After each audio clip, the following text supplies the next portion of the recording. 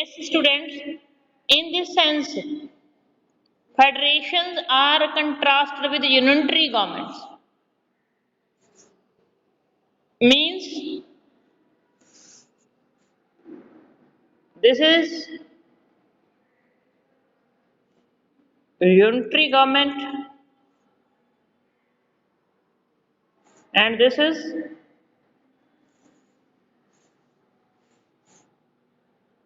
federal.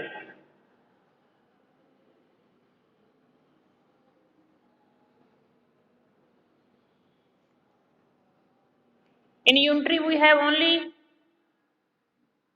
one level of government, that is central.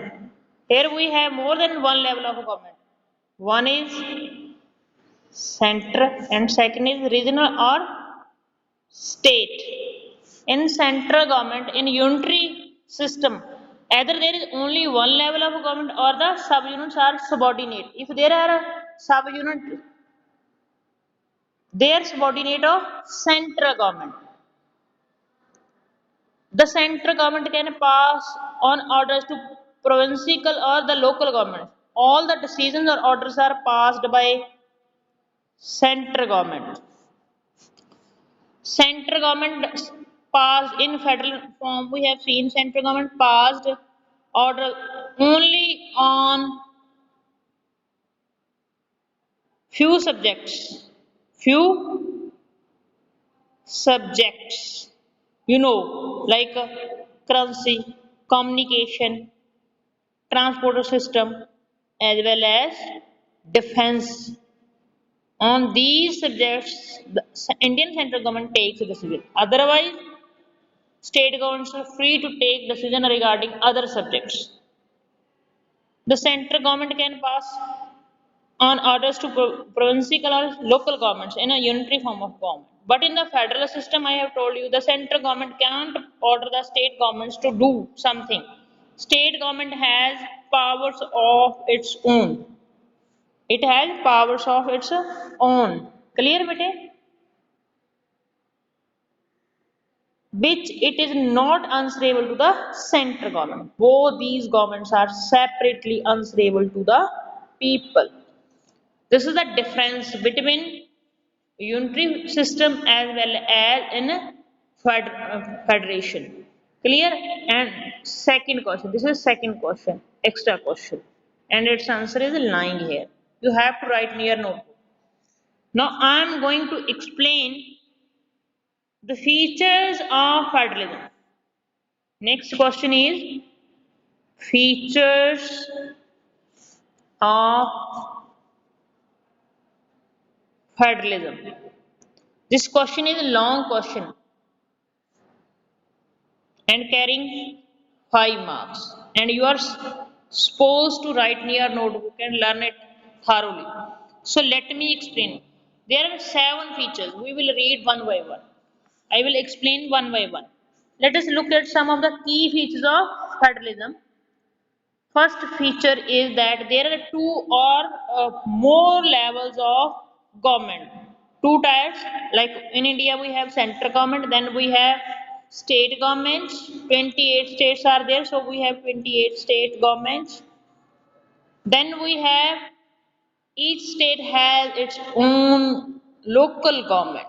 Which one? Local government. In Budladda we have municipal committee. In Chandigarh we have municipal corporation. In Bodawal we have panchayat.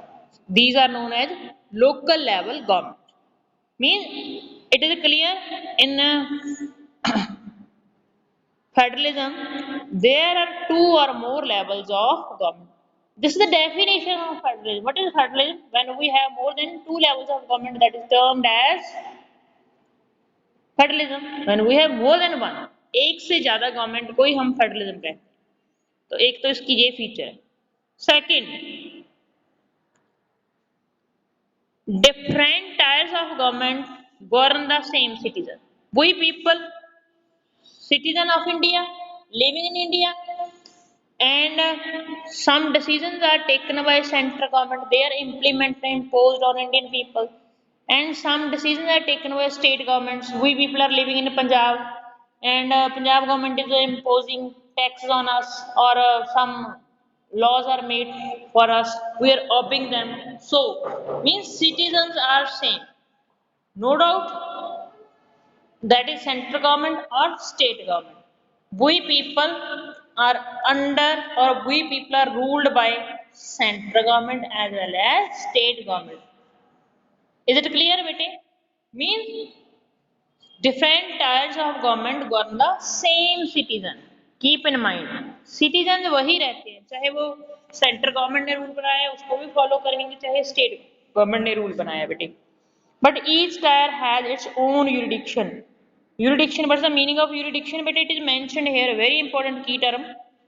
Jurisdiction, the area over which someone has legal authority. अधिकार क्षेत्र इसको हम कहेंगे. The area over which someone has legal authority. कानूनन तौर पर उस व्यक्ति की वहां सर्वोच्चता होती है, उसकी शक्ति होती है, उसकी अथॉरिटी होती है. The area may be defined in terms of geographical boundaries, or in terms of certain kinds of subjects, that is termed as jurisdiction.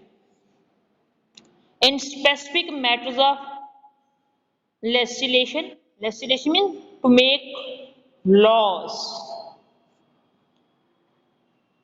taxations, impose tax on people, and administration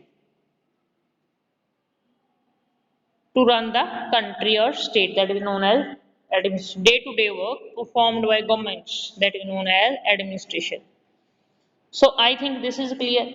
And third feature of federalism, the jurisdictions of the respective levels or tiers of government are specified in constitution. Mean the powers or jurisdiction of a central government, that is mentioned in Indian constitution, and the powers of state government, they are also mentioned in constitution. The powers of local government, they are also mentioned in constitution. Means all these tiers of government derive their powers from constitution. Clear? The jurisdiction of the respective levels or tiers of government are specified in the constitution. So the existence and authority of each tier of government is constitutionally granted. Meaning nobody can deny their powers, or have a question mark on their powers, because they are taking their powers from constitution. Then fourth feature of federalism. What is the fourth feature of federalism? According to fourth feature, the fundamental provisions of the constitution can't be unilaterally changed by one level of government. Such changes require the consent of both the levels of government.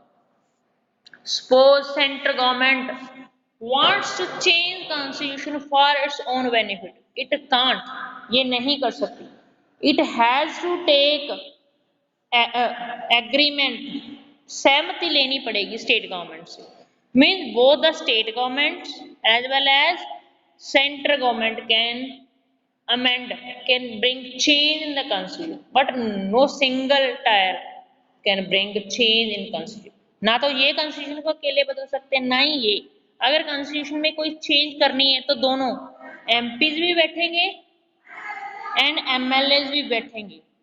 जब सहमति होगी, agreement पास होगा, consent होगा दोनों governments का, then they can bring any change in the constitution. Otherwise they can't bring any change, they can't modify the constitution.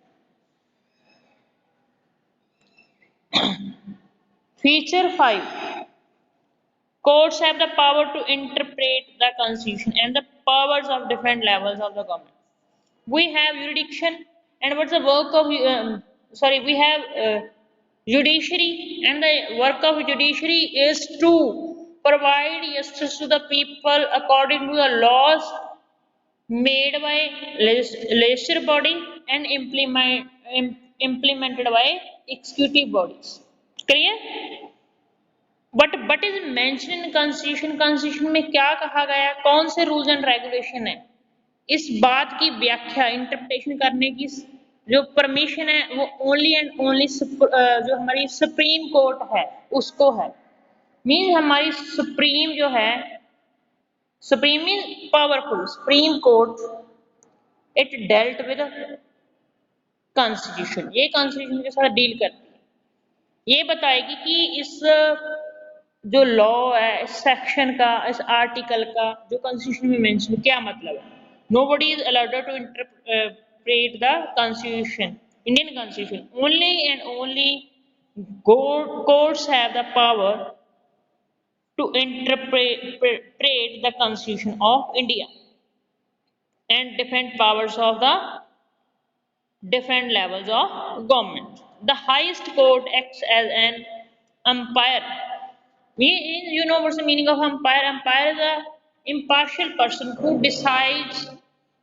It's a sixer, no ball, white ball in cricket. ये decide करता है कि कौन जीता कौन हारा, किसकी नो बॉल है, किसकी व्हाइट बॉल है, कैच हुआ, चौका है, छिक्का है, what ever it is decided by umpire. Same is Indian judiciary is a working like an empire.